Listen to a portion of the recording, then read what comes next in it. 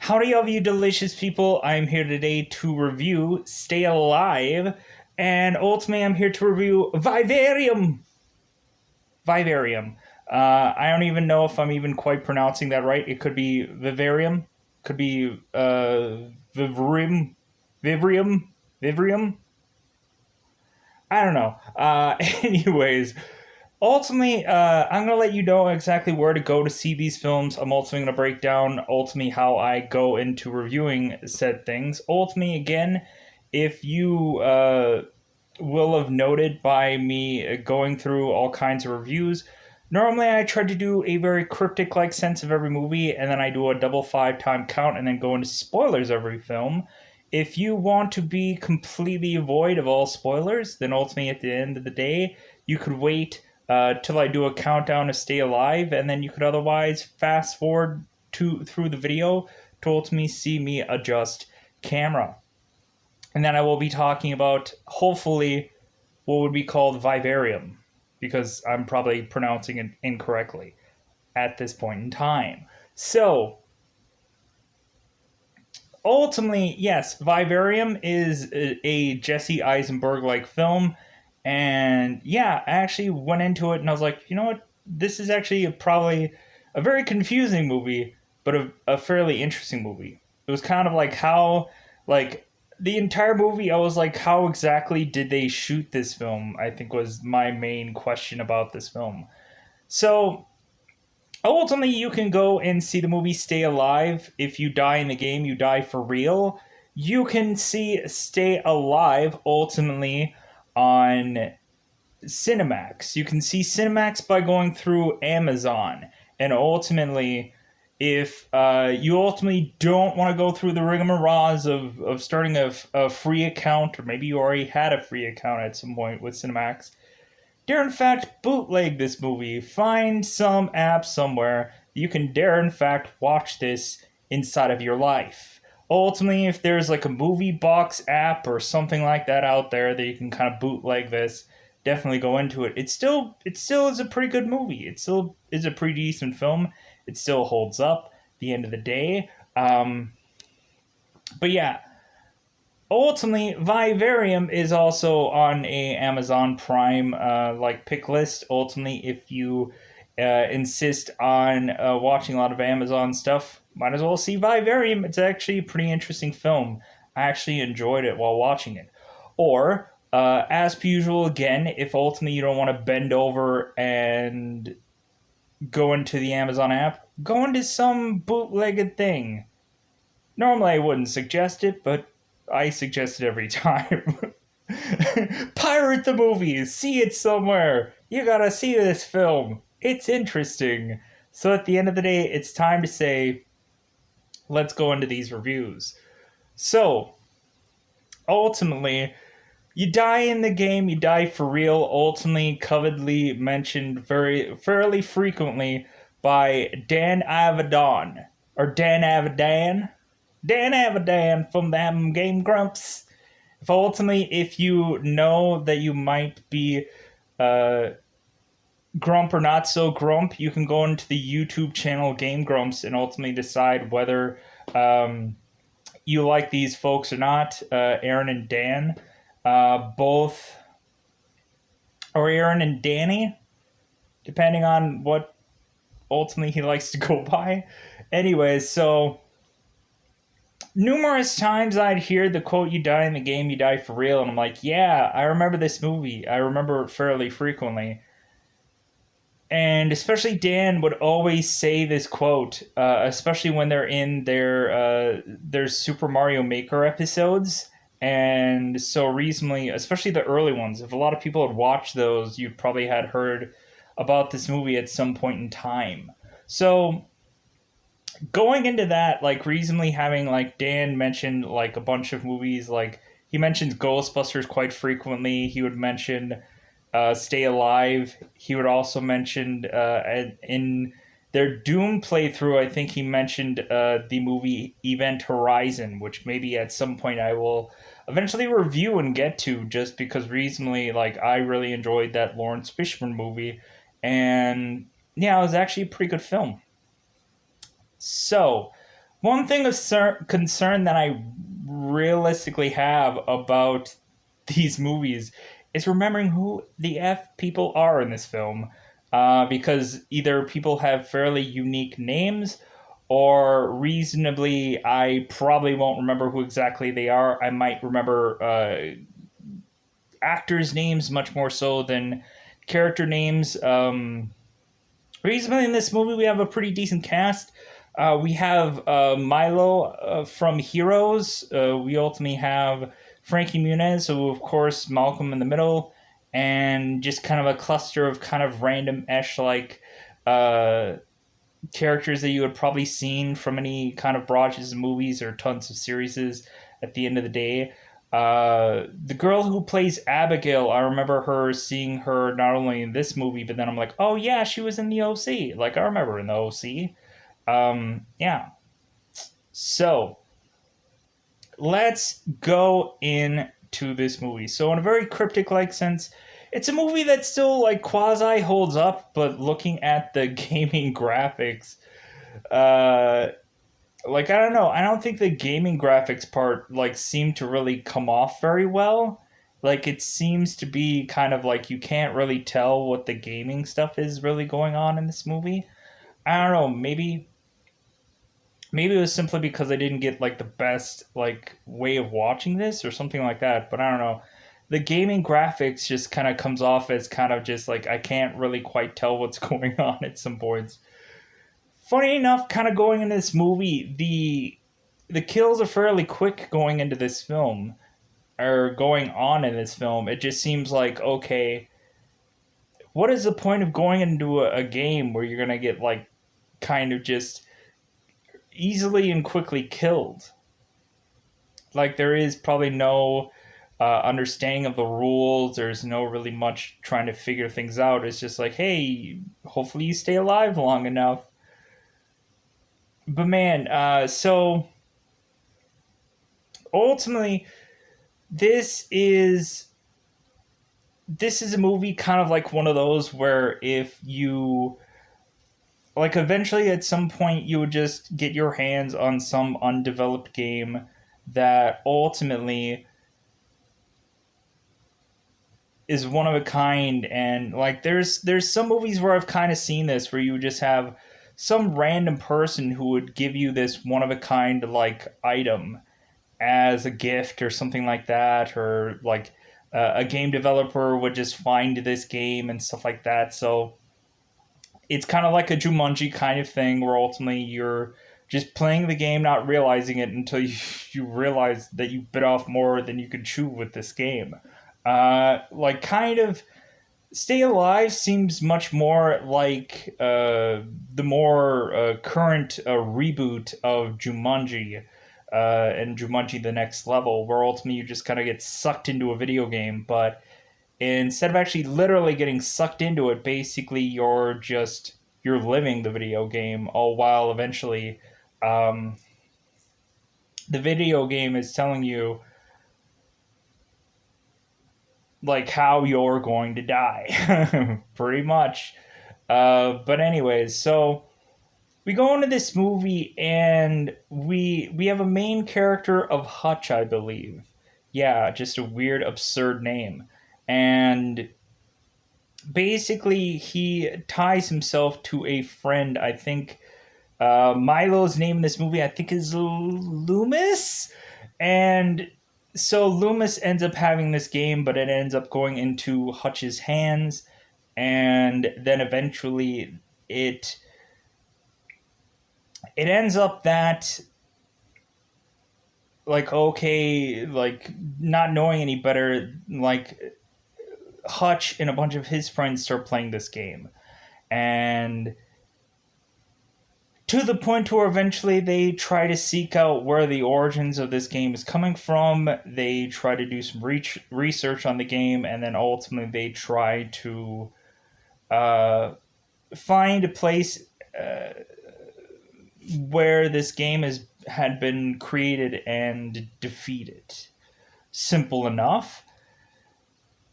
Going into this not only video game but then movie, like because they're they're intertwined with one another. It is kind of interesting to eventually see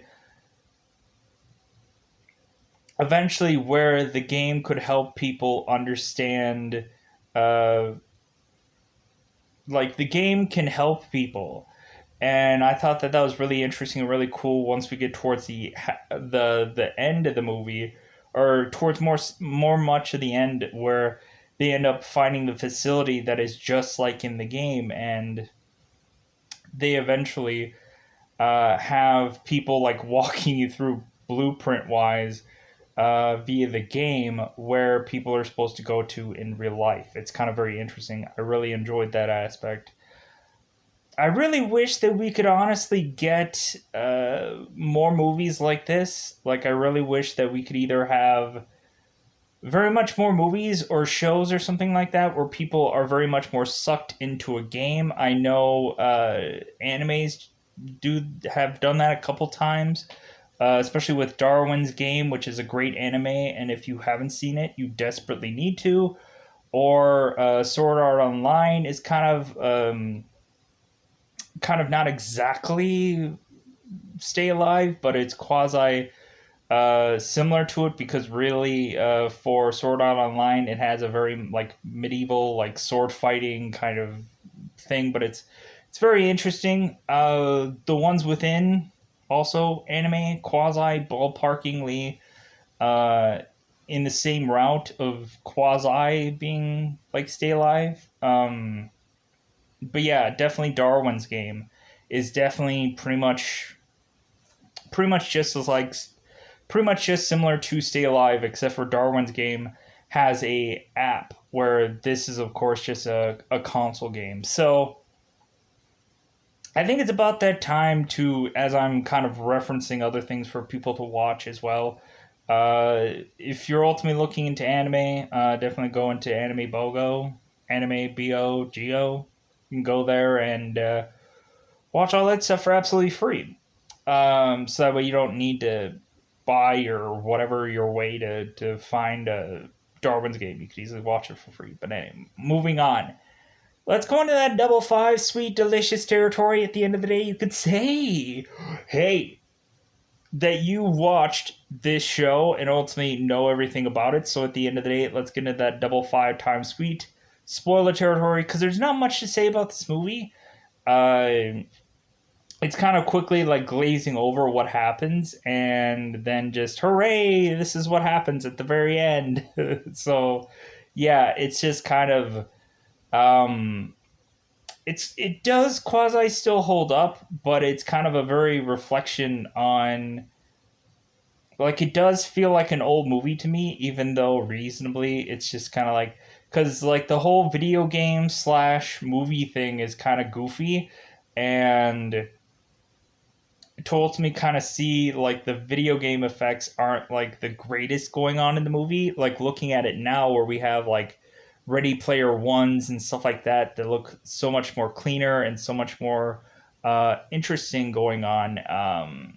Yeah, it's like really very much there's been like, I wish that they would actually do Stay Alive now and have the budget to do it now, and really do it at a bigger scale and a better scale, because recently they kind of hinted that there probably would be a sequel to this movie, which never happened. But it would be kind of interesting if they did a Stay Alive movie after so much time. So let's go into spoiler time. It's about the time to spoil this movie. Ultimately, again, it's still a good movie because it still holds up reasonably. Again, there is kind of these like quick deaths going on in this movie, to where it's ultimately just like, yeah, like I wish that we could have had some marinating time to really care about these characters, to invest in any number of them, and it didn't really seem like we ever really got to that. And so recently, I guess they otherwise tried with certain characters, but by that time, I guess we really didn't care at that point. Like, we really didn't care about certain characters winning at the end of this. And, like, even when we would quasi get some backstory on either Hutch or Abigail, it just, to me, it didn't really quite work out to ultimately really care about that stuff. It kind of felt like the characters' backstories were very much forced. It didn't really feel, it really didn't make sense to me to have backstories of these characters. So, spoilers now. Going, so we ultimately have Loomis, who is ultimately playing the Stay Alive game. Ultimately, admittedly, he is going through, and ultimately he dies, and he ends up getting hung. Ultimately, calling his friend Hutch and letting him know, hey, this is a great, interesting game that I played. It's called Stay Alive. How about you come over and we play this and we bang it out? And he's like, yeah, definitely, I'll do that. So ultimately, Loomis ultimately uh, goes to his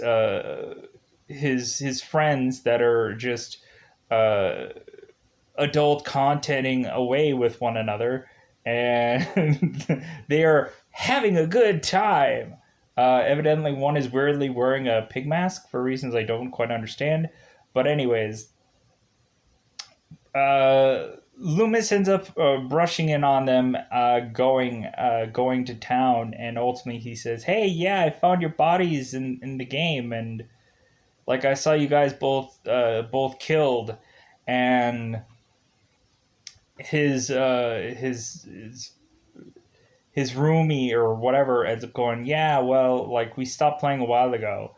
So eventually Loomis is starting to go through his home and eventually getting fairly scared, asking who's there and kind of all this other garbage. So eventually we find it to where Loomis goes back to his roomie and finds them dead. Ultimately he gets um,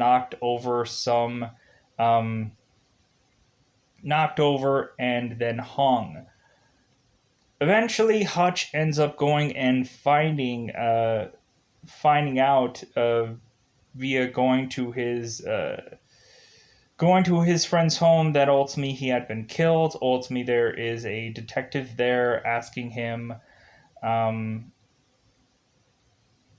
or no, wait, no, wait, no, wait, no, no, no, no. He gets a call. Okay, yeah, the detective thing comes later. So we ultimately have Loomis going into, I believe, work to ask his boss to get a certain day off, and ultimately his boss is a gamer guy that is asking him advice about certain games and or a certain game, and so he's like, "Well, hey, yeah, go and you have this weapon that seems to have unlimited ammo. Just dump that. I'm sure you'll be fine." So recently, he gets a call. He gets a ring-a-ling on his phone. On his phone, telling him that Loomis is dead. And so sadly he is grief stricken by that. So eventually he otherwise decides to uh, him and his friends all decide to band together and ultimately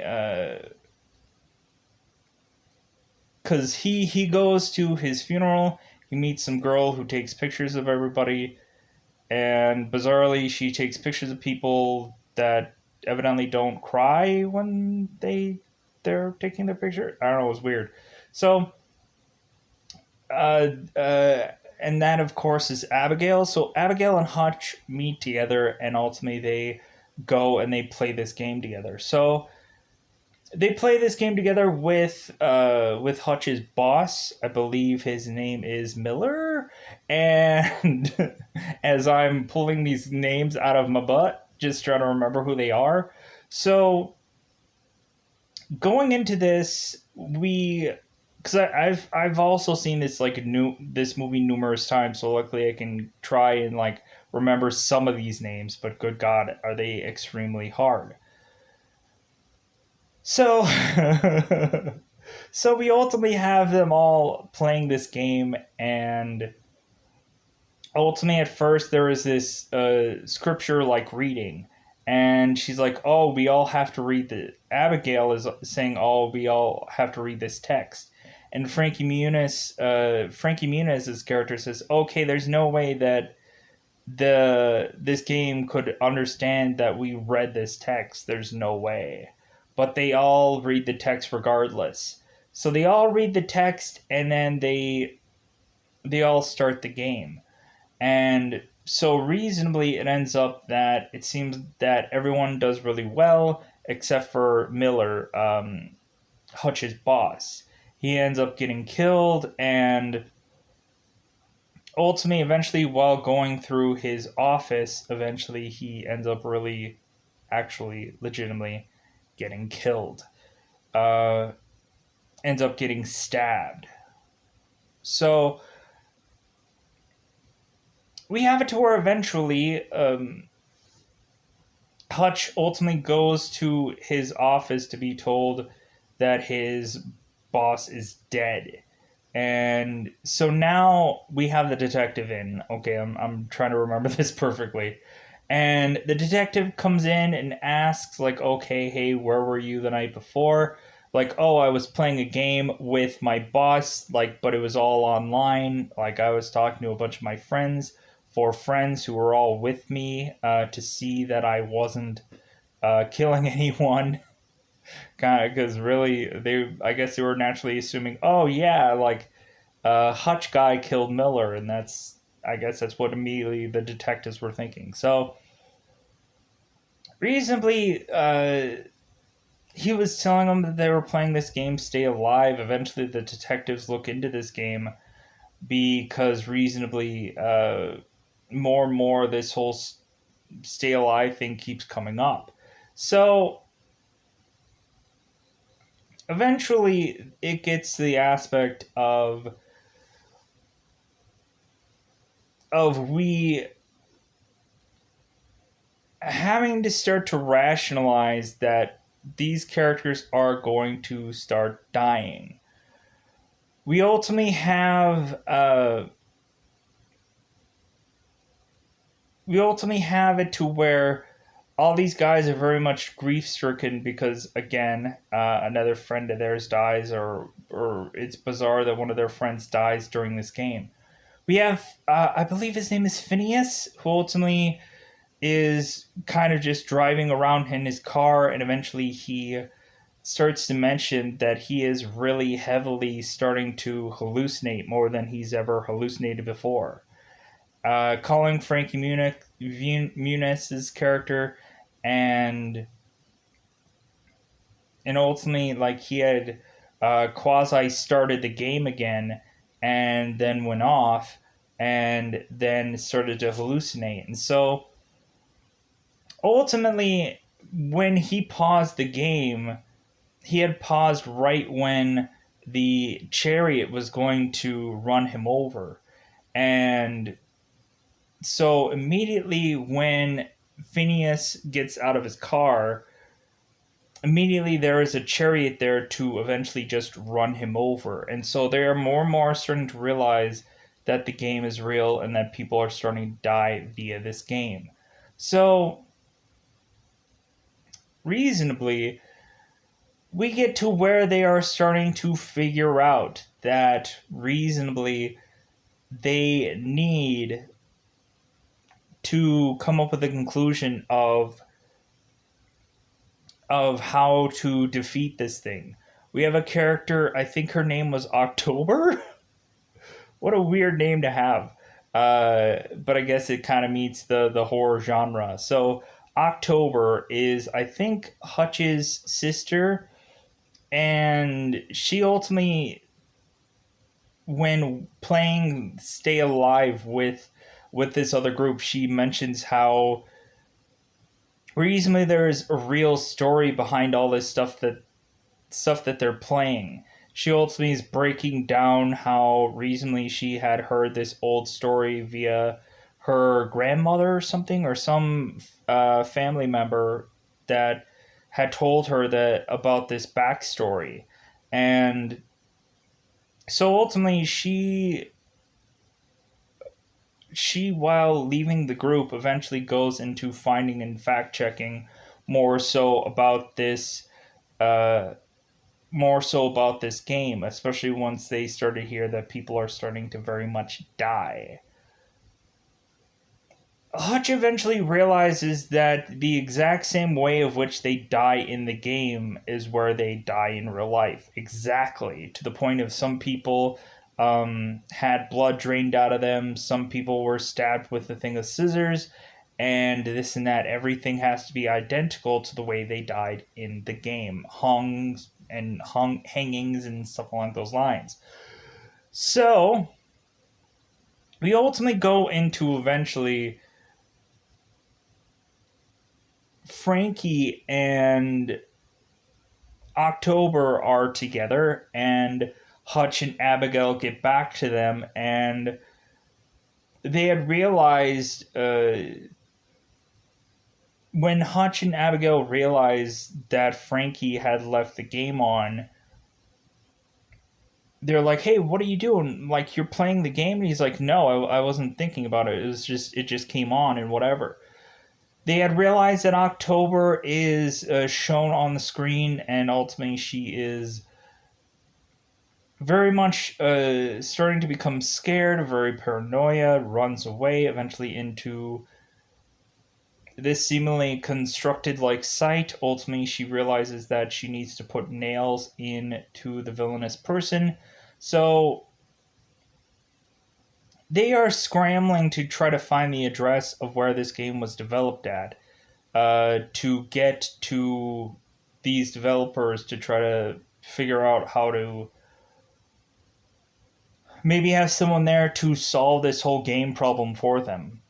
And so, reasonably, October is kind of going through this site. She has a nail gun, and she thinks that she could just nail through uh, this character and just be done with this.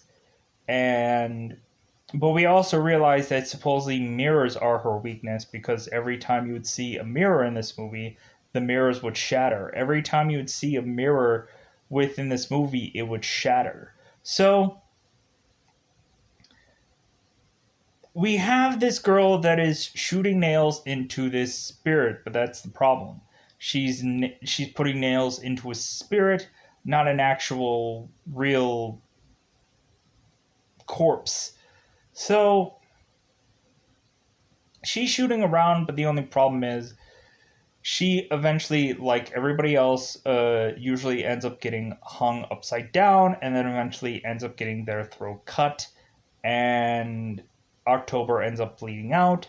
Hutch ends up tries to rescue her, but rescues her sadly too late. So they all decide to drive to this facility where this game was created, and they eventually find out that the exact same place that this game was addressed to be created was the exact same uh, layout of the game. Like, basically, the exact same graveyard in the game is the exact same graveyard in this area. We have a home, and then we have a graveyard, pretty much all designed to be within this movie. So ultimately, Frankie Muniz's character decides, well, hey, I'm going to be a decoy this entire time. So, like, you guys go into this facility and try to figure out how to beat this thing, and I'm going to be the game decoy to ultimately I'm going to try to help you guys within the game and stuff like that, because ultimately Frankie is telling Hutch and Abigail where to go at some points because he knows exactly where to go.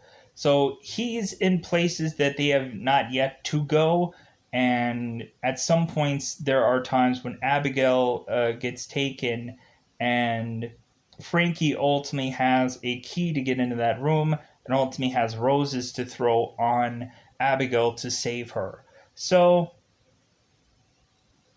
eventually we get into the aspect of eventually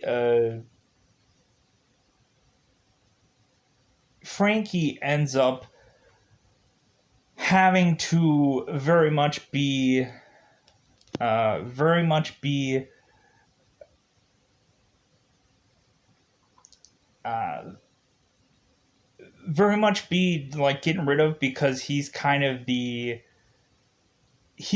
character where it's kind of getting very much annoyed by uh, the killer is getting annoyed by Frankie Muniz's character, because ultimately he is really helping the characters out, and ultimately he is very much like a thorn, if you want to say, in this villainous side. So she tries to get to him, and he's like, dude, like, I didn't die yet. Like, you can't come after me. And so ultimately, Frankie gets out of his van, ultimately stumbles and falls into this section of seemingly flowers, and gets caught up by these flowers, and eventually uh, the horse and buggy comes and opens up with the girl, or with the haunted woman. And but the only problem is Frankie is surrounded by these wild roses. So ultimately he is safe just because he is surrounded by roses. So she starts going after Abigail and Hutch. Eventually, it gets to the point somewhere in the junction of them continually going through, eventually into the graveyard and further into the game. At some point, we get to the aspect where Abigail ends up getting locked in some room, and she can't get out of it. And ultimately, Hutch is like, "Hey, we're gonna try to figure this out." And Abigail's just like, no, we don't have time. If anything, like, just go. Like, if anything, just solve this. It's like, you're our last hope. Because if anything, it's like, just get this done, and then we'll all be okay. So Hutch gives her a wild rose, and then eventually goes into the facility where the corpse of this woman is still just lying around in some bed, which is kind of weird. So this corpse is like hundreds and hundreds of probably years old, but it's still there. The body's still fresh, I guess. So, so we have it to where Hutch goes on his own, and eventually we have this story. I guess backtracking a little bit, Hutch tells us this story uh, about his family, and how his family was a very hard family, and eventually he had to burn this home to eventually kind of get away from his family. We ultimately find Abigail is kind of going to Princeton, but everything else about her life is a lie. Ultimately, she's living in her van at some point, and like she's being much more truthful about her life, because I guess ultimately when coming to a mortal end, I guess it's high time to be much more truthful. So, but a lot of that stuff, a lot of backstory stuff, kind of doesn't really matter to me, because I didn't really care about that, because it it was just too little, too late to care about a backstory of a character where it feels like you had to forcibly do that. Like I think Hutch's backstory was really just to tell us how like difficult it was to end this movie. It was a very forced backstory. It was kind of very odd to me. So we ultimately have it to where eventually Hutch makes it all the way to the woman in the bed. Basically starts putting nails through a bulk of her body, and then eventually she gets up. She gets up and starts putting the screws out of her own body. So eventually he just puts a laptop screen of Alienware, because I wonder what the freaking sponsors were for this movie. Um, and the Alienware laptop had a reflective screen, and so ultimately that got right in the face of the woman, and she's like, "Oh my god, I saw my reflection!" And she starts going crazy. All the while, Hutch evidently sprinkled little bit of gasoline all over the place and then lit the place on fire. And then ultimately, while the girl was burning alive, they got out of there and eventually they all just walked away. Hence, us ultimately going to this cue us going to this gaming store. Ultimately, one of the deputies of this police officer, he ended up dying because he ended up quickly making a character for himself, but then died in the game. This deputy ended up going to this game store to ask about Stay Alive, but of course, it was an underground game and there was no way to come up with answers for Stay Alive in some game store. But cue us going back to this game store and ultimately, evidently now there are very much hard copies of Stay Alive, and there's a disc and everything like that that you can put into a game demo thing. And there's Game Informer things with the word Stay Alive on it. So yeah, kind of very interesting approach to end a movie. I guess if a lot of people like looking at it now, like we still have game stores. We still have like game stops and stuff like that. Ultimately, till who knows now, everything will probably eventually all end up being digital, and we won't have a real cementingly actual game store at this point. But yeah, you die in the game, you die for real, and I think that's all that I really have to say for this review. So let's move on to Vivarium. Vivarium ultimately has two characters called Tom and Emma or Gemma. Gemma, yeah. This time around, I had to actually look it up for a second. I'm like, what are the names of the characters? I don't know, because ultimately that didn't really matter to me. I could have easily called um, Thomas Jesse Eisenberg, and I could have called the girl just the woman, because there's very few cast members in this movie. So Tom and Gemma. So ultimately, fairly going into this in a very cryptic like sense now, like there's honestly not much to really go into this in a very cryptic like sense. It's a very odd movie. It's a very odd film that takes a different approach to having a white picket fence life. It's reasonably, I guess people are deciding that their lives are going so well that they ultimately want to upgrade. They want a real substantial home.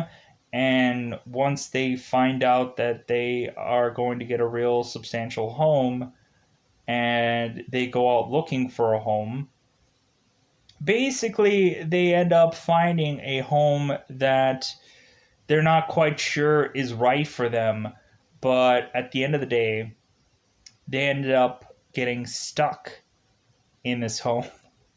They end up getting stuck in this home because ultimately they get out of the home and ultimately just go, yeah, you know what, this home isn't really quite what we were thinking, and so eventually they start driving away.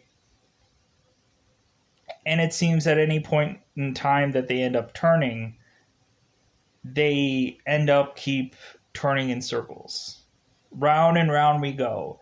Every single home has the same seemingly number in it or on it.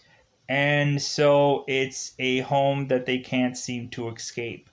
Basically, when they feel that they want to have a brand new home and all they wanted was a home, man, did that really just backfire on them and end up at the end of all this. They they had it to be a no place like home, but they couldn't go any other place because this place wouldn't allow them to go anywhere else. Um, so there's like this entire neighborhood of all these houses that look identical because they pretty much probably are the exact same home. And so, reasonably, there's a lot of times where these people get random things sent to them, and to the point of getting very obscure like things. Eventually, they eventually get another questioned dubbed via the Seven movie. What's in the box? Because ultimately they tend to quite get a few mystery boxes and fairly odd things brought to them by the people of weird, by the people of odd, by the people you can't really quite understand at the end of the day. So very very odd like approach to this movie. I thought it was very weird because it was like, okay, like, so it seems like they try every single approach to try to figure out how to escape this uh to the point to where they realize at some point that there is no way out. And so yeah, it's a very interesting film. I really did enjoy it for how odd it was. I think at some points people might pick out that this movie might be annoying at some points just because there are certain characters that are put into the fold that ultimately do either a lot of screaming, a lot of screeching, or a lot of just annoying noises because surefire enough, uh, the character has to. So, anyways, ultimately, it's a very odd film, but ultimately, once you get into it, like I couldn't not stop watching it. Like it was just kind of really okay. Like once you kind of get in the aspect of just like, okay, this movie's really weird, and then you keep going into it, and you're like, you know what? Okay, all right. I can see like this movie doesn't explain anything at the end of it all, or doesn't need to like just explain anything. But I'm just like, you know what? I'm just bizarrely buying into this movie. It's so weird and it's so different, and I just enjoyed it for that. So I think now is about that time to go into Vivarium and to go into spoilers about this movie because again, there's not much to ultimately go out of my way to like. There's not a lot of meat on the bones to ultimately go into because at some point it just kind of like the movie kind of repeats itself to some points where certain characters are always kind of doing the same things, and or there's really long stretch of them trying to figure out things and then them eventually just giving up at some point. So let's go into spoilers about this movie. Let's do the double five timed count and ultimately go out of our way to say that we saw this film. If ultimately, if via what I say ends up getting you interested in watching this film, by golly, good for you. But ultimately, let's go into spoiler time. Spoiler time. It's about that time again to spoil this movie. So, Vivarium. Vivarium. So, Jesse Eisenberg film, if ultimately you guys don't remember Jesse Eisenberg from movies like Zombieland, Double Tap, or ultimately I think he was. Uh, I think there was one movie where he did a movie called I think it was like The Art of Self Defense or something like that, where he was in Karate Gear, which ultimately he had worked with this same actress that is in this movie. I'm probably mispronouncing the movie. I know it has the word self defense in it. I think I recently saw it on Hulu, and I probably reviewed it at some point on this channel. So it's on the channel somewhere as a Jesse Eisenberg movie. Um, so yeah, I'd reviewed it, and I actually did thought it was kind of funny. So ultimately, to see these characters here, I was like, oh yeah, I saw them on that other movie. So anyways, we ultimately have, I believe it's Gemma, who Gemma and Tom. Gemma is a teacher, ultimately teaching people at the shul, and ultimately I think Thomas's character is a maybe a custodian at this school. I don't know. It doesn't really seem like concrete, but it seems like he is a like a maintenance person or something. I don't know. Like his job wasn't really clear, but I guess it really didn't like neither one of their jobs needed to be like a real like I need to know what they do because it doesn't matter. Because immediately once you go into this movie, it doesn't really quite matter. Once you kind of get to a certain point in the movie, so ultimately they're deciding, you know what, it's really time to like upgrade our lives. So ultimately they go into this store that goes into selling homes, and so ultimately this is like a new property kind of section, and so they ultimately meet this really weird art odd duck called Martin. And so Martin is telling them about like the whole facility, and he's like breaking down how like great it all is and this and that, and he's just like, yeah, like it's a wonderful opportunity for you guys to live here. And so they begrudgingly follow him to this establishment, and it kind of feels like a bunch of homes built from out of nowhere, because it seems like the only thing are these like multiple identical buildings. And so immediately they go into they go into the building. He's talking them through, and he's telling them, okay, hey, like, look, we have a thing of champagne and a thing of strawberries in this fridge. Would you like either one of them?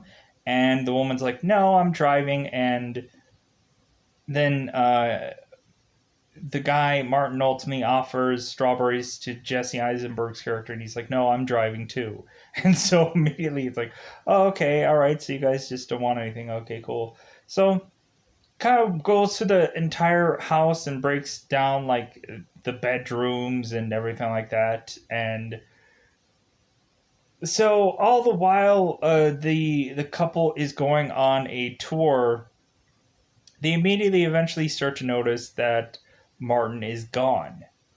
And so Jesse Eisenberg's character is like, okay, good, like let's get out of here, like, because immediately at first they were like, hey, you know what, this might be a good home, but then immediately once they notice that Martin's gone, they're like, hey, let's get out of here. So they start driving, and immediately Gemma is trying to remember where of back of which she came, and so immediately they're starting to realize that they keep driving and driving, and they keep going into like realizing, hey, yeah, we just passed like our home again. We just passed house number 9. Like, okay, so Jesse Eisenberg and Gemma, like reasonably, it's just like, okay, like it's getting to the point where Tom is starting to become a backseat driver. He's like, hey, how about we turn there? How about we go here? How about we like blah blah blah blah? Like, dude, like how? Why are we going in circles? Bop bop bop bop. So it gets to the point where Jesse tells her like, okay, you move over. I'm going to drive. So eventually they keep driving, and eventually to the point where they run out of gas. And so they run out of gas, and then they realize, well, hey, there's house number 9 again. So they basically go into the home, and like basically after they've run out of gas, what they immediately do is they try to get a ladder, and they go onto the roof of this home, and Jesse Eisenberg looks all the way around, and he doesn't see any other homes besides the ones that are there. Like he just sees an endless number of number 9 houses. And so he's just like, well, hey, how about we do this? How about we just like follow the sun? Like just keep going in one direction, and like we'll just be like jumping over fences, and like just keep going one direction. And so Immediately, they continue to do this over and over and over and over again until they get really very much exhausted. And then they just decide, you know what, like, how about we just go home? So they go into their home. Immediately, the they just pop open the cider and the strawberries, and they taste absolutely nothing. The stuff that they drink and eat is absolutely tasteless. And so eventually, what ends up weirdly happening is that they end up at some point, like, trying to figure out how to get out of this area, like figure out how to, like, it seems like they could walk forever and never get anywhere. So ultimately, what ends up happening is these people start getting boxes showing up at their front door. They don't know how they got there, but they just get there. The certain things that pop up at first are kind of like I think like medical supplies and all kinds of different kind of like toothpaste and kind of like random foods and stuff like that. So Jesse Eisenberg at some point like figures to create a smoke screen. And so he ends up burning his house down to the point of hoping that someone will come because his house is on fire. It ends up that realistically nothing really happens. Nothing really happens to the home, and so immediately they just kind of give up on that, and so eventually they end up consistently getting these boxes, and eventually one of the boxes is a baby, and basically on the box it takes care of the child. So they end up taking care of this child, but the only problem is this child isn't a normal child. This child is at some points mimicking them. At some points, if he's not getting his way, he has this like really shattering like scream, and to the point to where if these people aren't up when he's up, scream comes, and at some points he screams until he gets his breakfast. But again, a lot of the voice coming from this kid isn't a normal voice. It really isn't. It seems like a very much synthesized like scream, to the point to where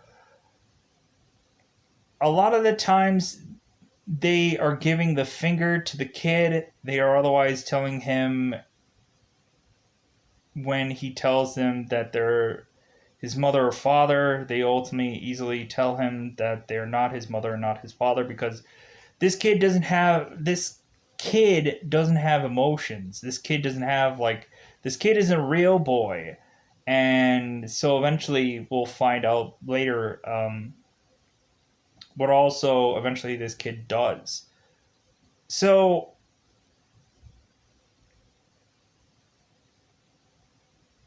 we have it to where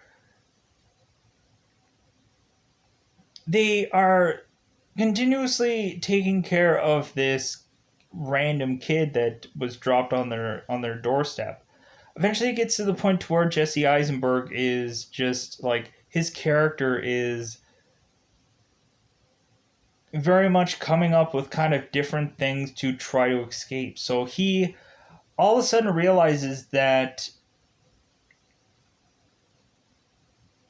when he did something to the ground, it made a dirt pattern.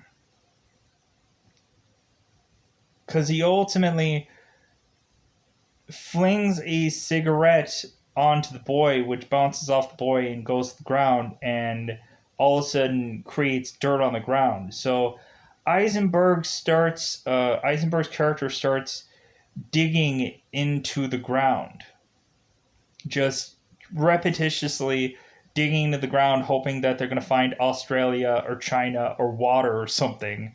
And so every day now, Jesse's character is digging into the ground, further and further into the ground, hopefully hoping that he can find China or something. But I guess he just figures if he keeps digging, he'll find a way out. So eventually, till his wife is asking him, it's like, well, hey, are you making any progress on that digging? And it's like, no, like we're never gonna find a way out of here. But the whole digging thing is the only like different thing that we could actually do that'll actually get us anywhere. So it eventually gets to the point where Eisenberg is like, it gets to the point where he is just getting tired of having to take care of this kid that isn't really a kid. It's getting to the point where he is loving his wife or loving his woman, and the kid is bizarrely watching um, through a crack of a door and stuff like that. And so eventually it gets to the point where this kid is screaming and because he wants his dinner, of course, and screaming to get them up and whatever. And like these parents like really don't care anymore because it's really just like, dude, it's meaningless to do anything because we can't go back to our jobs, we can't go to our normal lives. If anything, we're just stuck here in this home, and that's all we're doing is just stuck here and eating food that has no flavor, and we can't really watch any real kind of TV because anything that comes up on the TV is this bizarrish static that eventually the boy goes and watches. And if you were to ever turn off the TV, of course he would scream because, like, bizarrely, he loves watching whatever the F this is. So it gets to the point to where Jesse is just up to his limit with this kid.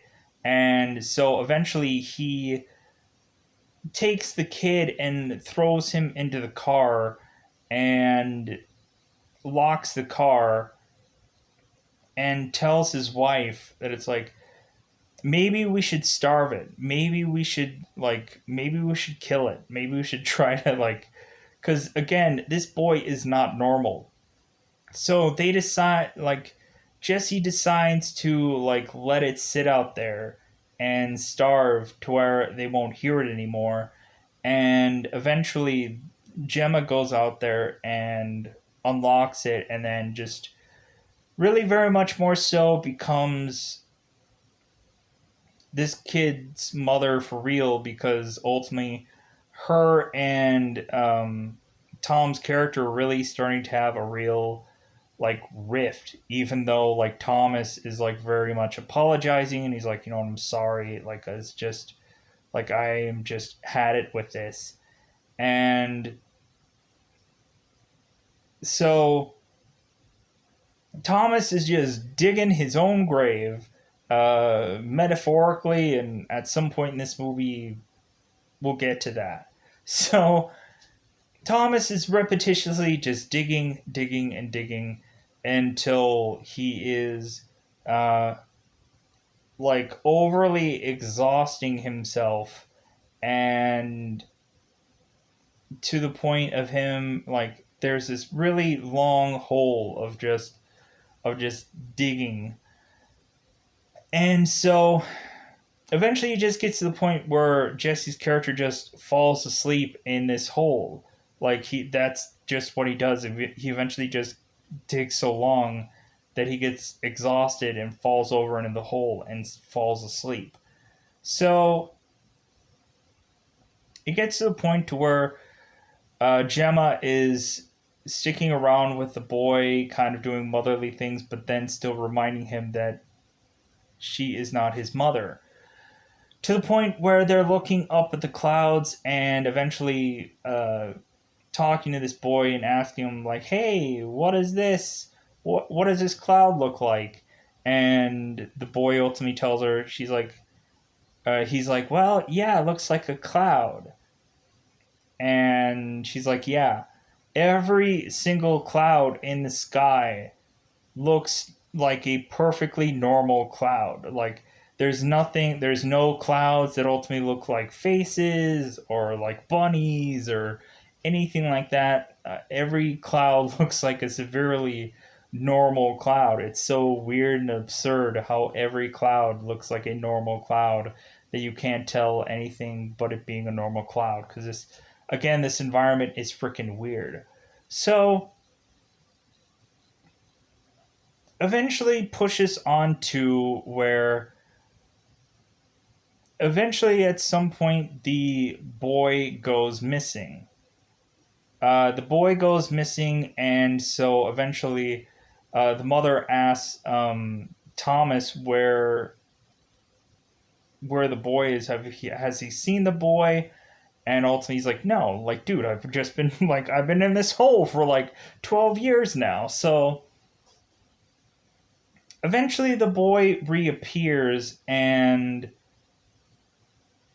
so the mom was like, well, hey, where did you go? Where did you go today? Like, what happened to you? And he's like, oh, well, I met somebody. And she's like, oh, well, who did you meet? And so the boy wouldn't tell her because he's like, oh, it's a secret. Oh, I can't tell you. Oh, blah blah blah. So eventually, like, she goes, well, hey, like, well, considering you're a very good imitationist, like, what did the person say? What did he sound like? Ba ba ba ba ba ba. And so the kid gets into the game, and so eventually she's like, okay, well, what does your father sound like? And so he mimics his father, and is like, well, what do I sound like? And then eventually she gets back into, okay, what did the person that you saw today sound like? And so eventually this kid, all of a sudden, his neck is like freaking having these like huge like air bubbles, these two huge air bubbles coming out of his neck, and it looks freaking weird. And so eventually she gets freaked out by this, of course, and so eventually she stops asking. So it eventually gets to the point to where the boy grows up even more, to the point where it quasi seems like Jesse Eisenberg and Gemma's character um, are very much older, but to me they don't quite look any older than they were past a certain time. So we eventually have it to where Jesse's character eventually, after such a long period of time of just digging into this hole, eventually he basically mentally and physically just collapses.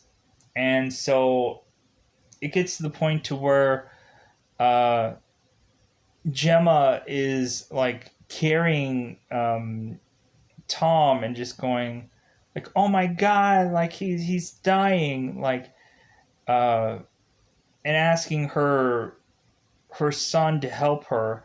And the son ultimately eventually has his own home and is really just going like, well, no, like, there's nothing I can do.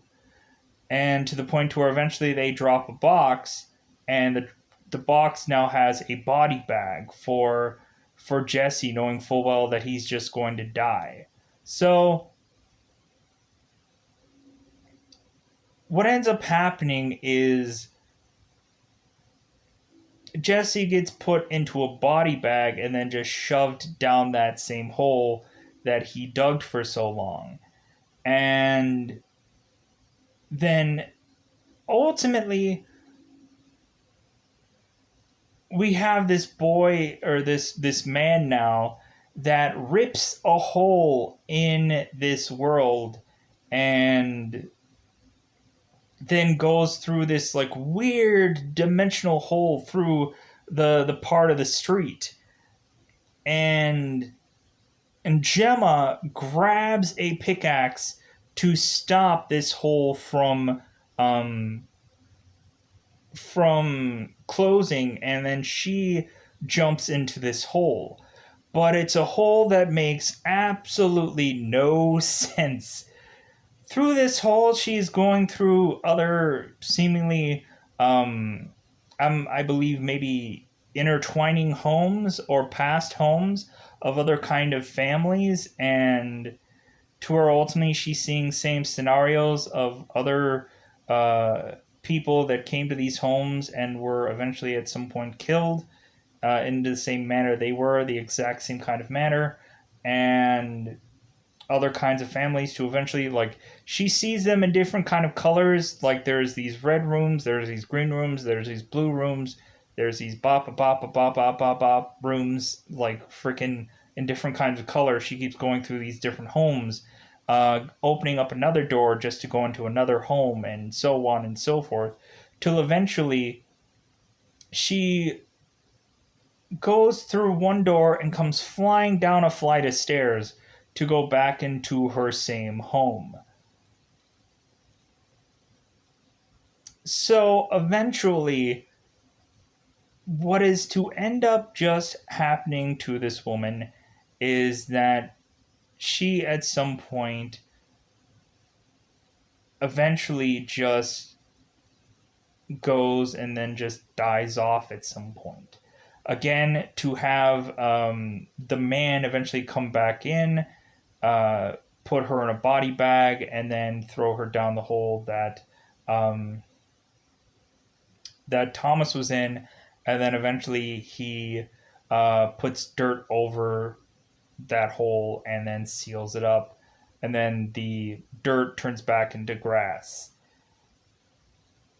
So eventually we go all the way back into having the man going into the facility that uh, good old buddy pal Martin was in, and we find out that Martin had keeled over in his office chair uh, at this realtor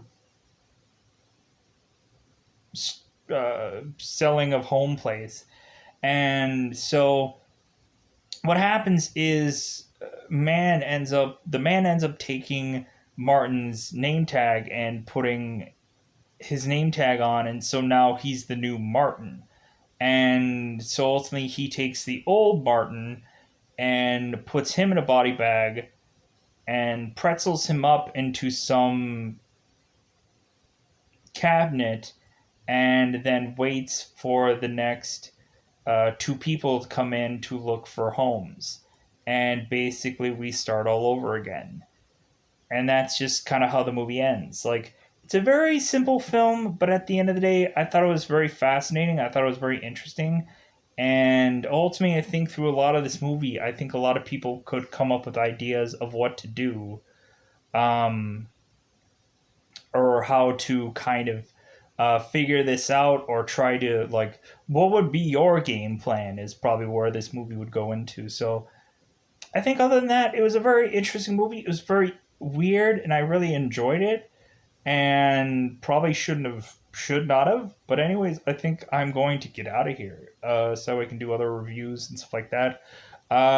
More than likely, some other stuff that are probably either coming before this or after this. I don't know exactly when everything's gonna line up. Um, because I'm already thinking about doing them. Uh, Probably going to be reviewing Event Horizon at some point. More than likely, I say that, and then I'll probably never get to it. So more than likely, I wouldn't suggest to latch onto that one.